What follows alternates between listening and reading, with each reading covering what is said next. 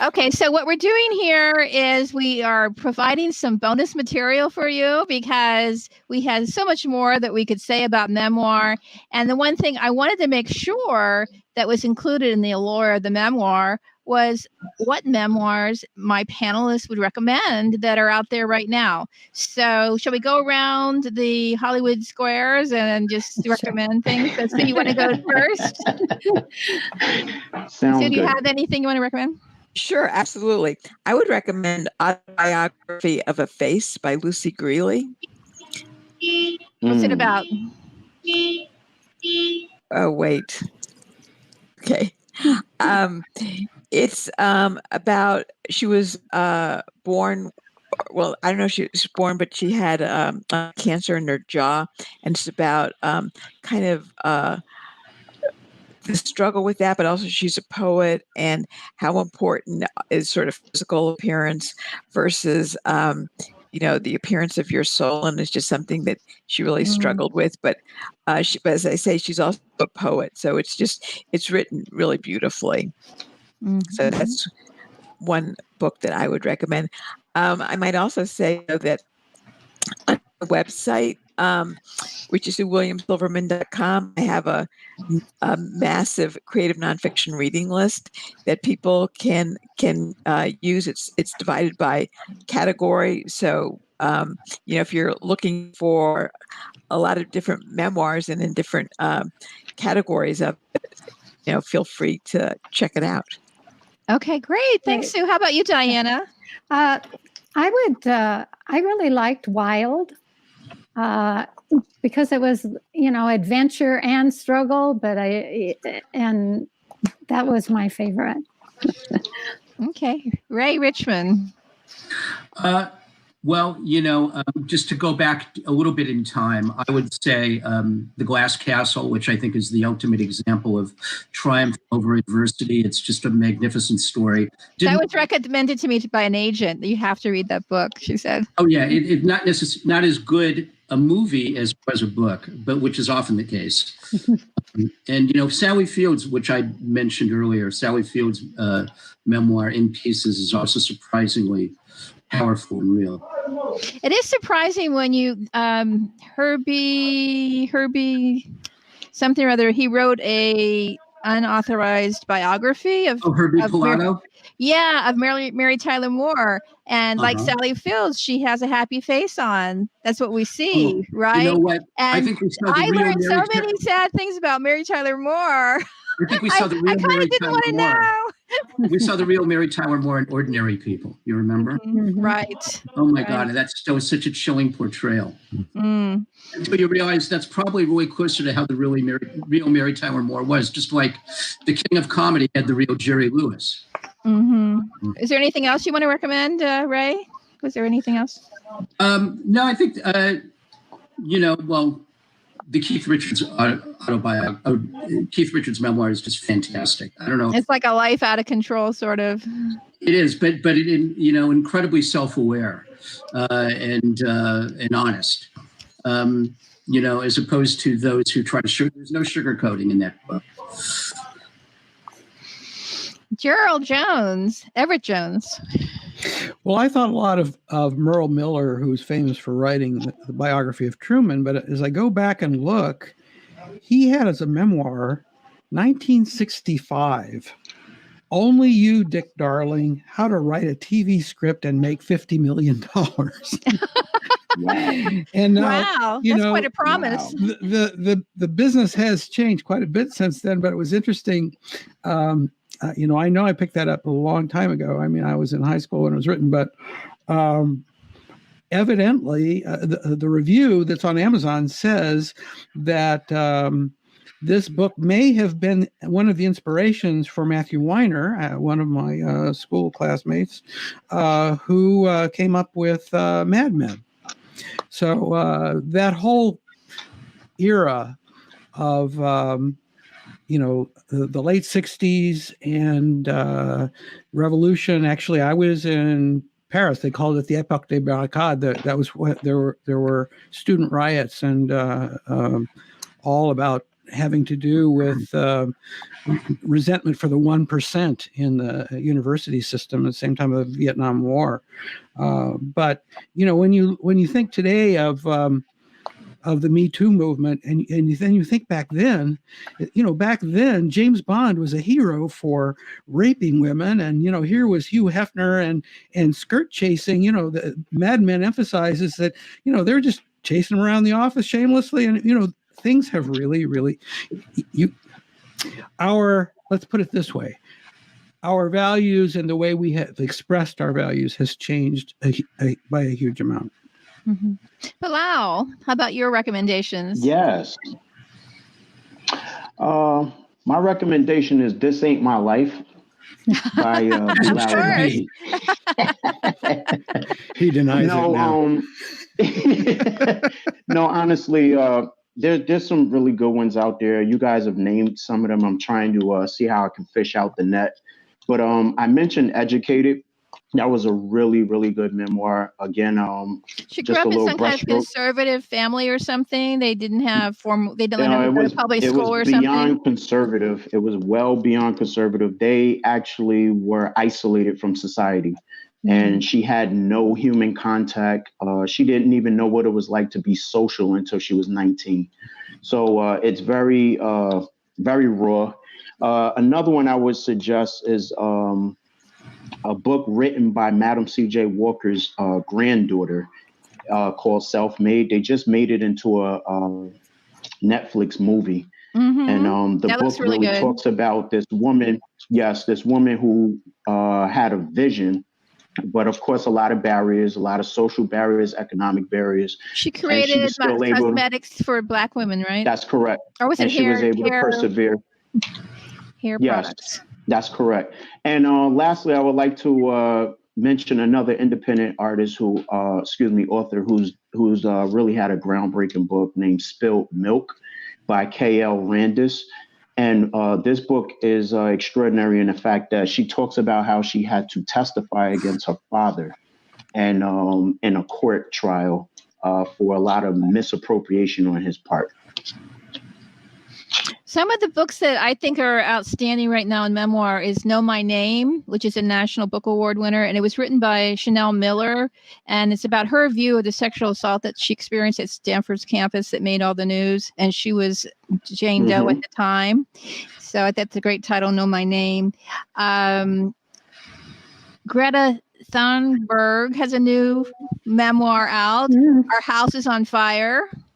And I mentioned, I think someone else also, Demi Moore's autobiography. Yes, Demi Moore. Really, that's why I didn't say it, because good. you guys mentioned it already. Yeah, Demi Moore. That's right. Mm-hmm. There's also Just Mercy. That was turned into a movie as well. Now, one of the pieces I found on the internet that didn't really like memoir, it called it the Black Sheep of the Literary Family. It said it embarrasses family and friends and reveals family secrets. Where does a memoirist draw the line between what he or she can reveal? Is anything fair game? I think so. When I started my memoir, I chose to be as authentic as possible, and I think when there's some key pieces here. I think when you're not writing in a vindictive, destructive type of way, I think most people can handle truth. And I think we spoke about earlier how you need to have a theme. So if you're just writing because you're ranting and you just want to expose and you just want to, bring out secrets, and there's really no real theme or rhyme or reason for why you're doing it. It's just like in a very Hateful. destructive way. Mhm. Yeah, where you're just being spiteful because you have this talent. I think that's where people become very antiquated with what you're doing.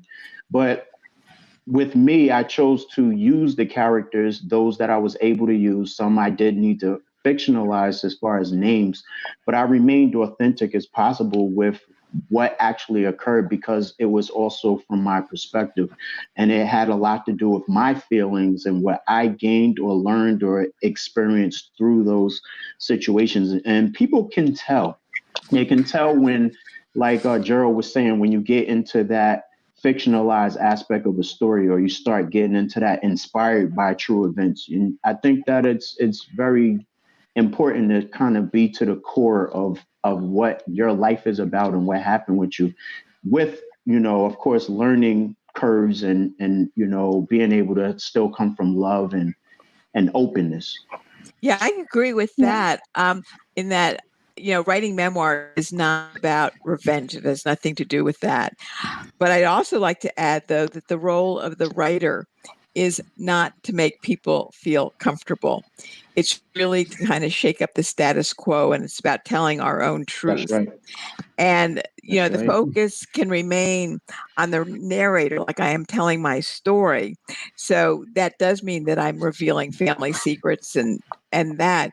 But I think that's a good thing. I think that these secrets need to be sort of brought into the light of day. Writers should not expect to please their families. Right. It's not going to happen. That's right. Okay. Right. My senior thesis was a play. It was fiction. Okay. It was about a spoiled techie kid who was being raised in a think tank university of the future. And he had an electric chair that was wired to control factories. I mean, this is way before the internet. It was a very prescient play. But my parents came to opening night. And my dad said, well, we're not going to the after party because I was so embarrassed. I thought I was naked on that stage. Where were you in the play?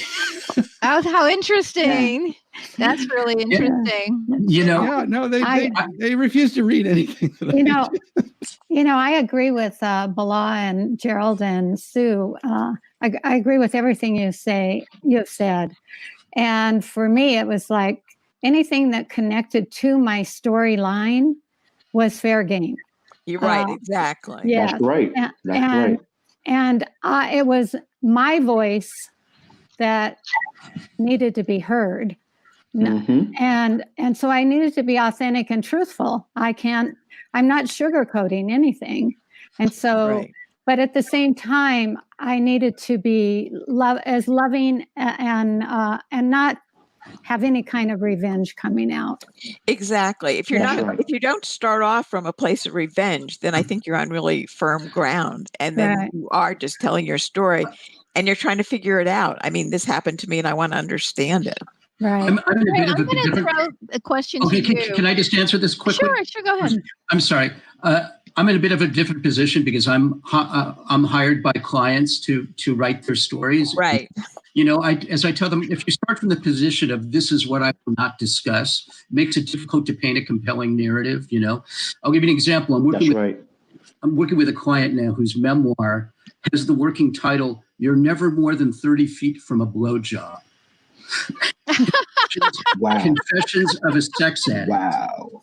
And he told me that he didn't really want to use profanity in the book, preferring more clinical terms like intercourse and genitals. And I'm like, no one's going to believe that. If you're going to have it all out there on the wall, you got to have the courage of your convictions. That's right. Yeah. That's right. Well, I was going to ask you, Ray, what steps memoirists take to get permission from the people in their stories? What do they need to do? Do they need to get permission from everybody? Generally, I tell them, that they don't. Unless it's something specific to a period of time, something that they need to confirm, through for historical narrative reasons. it's one thing. They certainly don't need to get permissions from family members or friends, and that's generally what I had a little bit of this with Janice Page, where we had to get some photo approvals, but generally it's about approval with people. I will tell them if it actually comes to it where they don't want to mention a story because they're afraid of ruffling feathers, I will say use composites or pseudonyms, but I would rather have the story in there as a different or as a composite than I would to leave it out. Anybody have a different opinion? No, he's right on the money. Mhm. Yeah, I mean, I just feel, I would not even think about, I don't show my work to anybody before I try to publish it. I mean, it's my story. I own it and I have the right to tell it. So I wouldn't even think of getting something like a permission from family, friends, anybody. I just, put it out there. Well, it's and hope interesting for the about. best. I'm going to tell you something. Okay. I was just going to say it's tell you interesting something. about Go ahead, Bilal. revenge. Go ahead, Bilal. Go ahead. No, I was going to say I took a very bold approach and I said, look, I'm telling my story. I'm saying my narrative, and anyone who disputes it, they have the opportunity to write their rebuttal. And no one's going to write their rebuttal. Right, because they're not writers. So we have the last word. I think Diane did check in with a couple people that you weren't sure how they'd feel, like family members. Well, I asked family members about having their name in it, and I chose a couple of them were okay with it, but I chose to keep all the family members. I used pseudonyms. Okay. Yeah. With Janice Page, it was hilarious because she's 97. She's outlived everyone. That's amazing. She's what? And she's like, I'm so afraid of what these people are going to think. And I'm like, they're all dead. You're the last one standing. You get the last What word. people? I did have a situation though where one person in the story I could not. There's no connection to that person, and there was a criminal event that happened. So I did have to check with an attorney about what I had written about this person, and it's truth, but it would be my word against them because there's no record of it because the record was expunged. So you were concerned about libel or right? Okay. Yeah, right. But this was kind of a dangerous situation. Yeah. Also. Yeah, but I still ended up telling it because the attorney said I don't believe he would ever want this to be known, so he's not going to bring it up. Well, see, that's it. Yeah. Right. So, yeah. Okay, now there's another issue fake. with memoir. It's so-called fake memoirs, and a really famous case was the Oprah Book Club endorsed A Million Little Pieces by James Frey, and it was a story of recovery and alcohol addiction, and he embellished certain incidents that had occurred. How do memoirs tell the true story and avoid issues like that? Well, you just don't lie. It's kind of simple in a way. Just don't lie. And I think, he lied really to make his surface story more dramatic. And to me, that's not what the heart of memoir is about anyway. It's to make the emotional story dramatic. So if he had chosen, say, to go deep inside and really in that way of self-exploration, then his story would have been plenty dramatic, and he wouldn't have had to add on all of this stuff that just he made up out of whole cloth. But that's interesting. And that's what people really read memoir more for, is for the internal journey, not the external journey. And because he didn't feel that his journey was exciting enough, he did, as I say, he just made up this stuff. And so it's really simple. Don't lie. That's right. it. Yeah, just be honest. At the beginning, if their names changed, composites created, you have a disclaimer, right? Stories told out of sequence. Just say it at the beginning. Right. Yeah. Right. Exactly. That's right. That's what disclaimers are for. Right. and you just That's right. go in and make. I mean, he made up a lot of stuff, and it made me angry because then people started questioning all memoirs. Well, is everybody making this stuff up? Mhm. That's right. That's So right. I think it hurt us for a while, but then things sort of calmed down and everything. But it's pretty simple. This relates to Yeah. another question, which is Sue and Bilal. Why did you choose memoir to tell your story rather than make it a novel with the freedom to not have to stick with what happened? Well, to me, the real freedom is truthfully claiming what happened to me. That's much more, I feel much freer doing that than writing it as fiction would be sort of masking the truth. And so, that would not make me feel free. So the freedom is really truthfully claiming what happened. And that's really where I find my power, in that freedom of sort of breaking family and community silences. You have any comments on that, Bilal? Sue hit it right on. Yeah, of course. Sue hit it right on the head. I feel the same way as her, but I'm gonna take it one step further and say that when you use characters or a characterization, you actually are changing the brand somewhat, from a business perspective, because whatever it is that person could have connected to you with, now they connect to the character that you created. So it's no longer about Bilal, it's about this other character that I created, and he becomes the selling point. And now I lost, being able to expound upon, because remember, memoirs are only segments of your life. So as we're sitting here talking, we can go into more of a backstory about other life lessons that we had in life if we have that opportunity, but a character can't do that.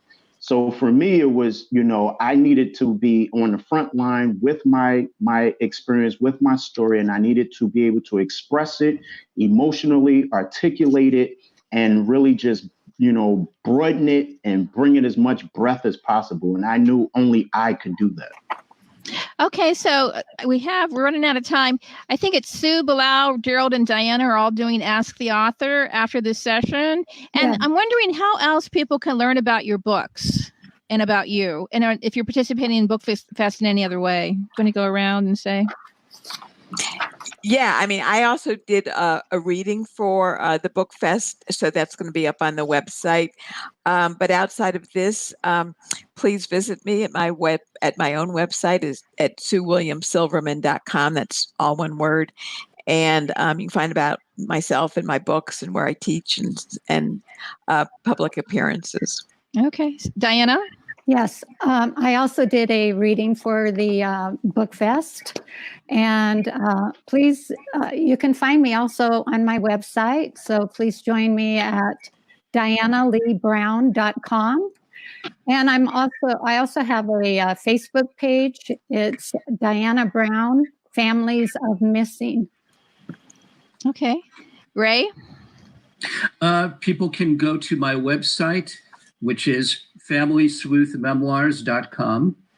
And I would love to collaborate with them and tell their family histories and memoir stories. They can also go on to Amazon and find my books, Yes, I'm That Guy, and Reading Between the Lines. And I have found that there is no better time for telling your story than during a pandemic when you're on lockdown and all of the things you had on the back burner become front burner material. There you go. Okay, Gerald, how about you? Well, getpublishradio.com. You go to that site, you can listen to the podcasts. We've got the entire archive of the shows we've done over the last few years, and we'll be coming out with some new ones. And also, there are resources for authors, for people who are getting their books produced and going through the details of publication and independent press. And then also there's resources for promotion. So, and then there's a form that you can send us if you need help with any of that. So getpublishradio.com. And if you're a memoirist and you aspire in that direction, then we'd love to hear from you. Bilal. Yes, I also did a reading for the event, and a lot of my information is on the reading, but I'll restate it. You can find me, my name, BilalAlaji.com. You can also find me on Twitter, @Alaji Bilal. Find me on Instagram, This Ain't My Life, Facebook, Bilal Alaji. And the book could be found on Amazon. It also could be found on Audible, where I narrated the audiobook. And, you can definitely purchase on the website and all these other platforms. Okay, and I'm Robin Quinn. I'm a local book editor and book coach here in Los Angeles. My website is www.writingandediting.biz, and I'm on Twitter at Robin Quinn in LA. And I want to thank you for listening to our bonus material. Almost all the authors, I think except Ray, are going to be doing Talk to the Author after the memoir panel, and you'll get a chance to talk with them directly. Thank you for coming to BookFest. Thank you. Thank you, guys. Bye. Thank you very Take much. care. Thank you. Bye.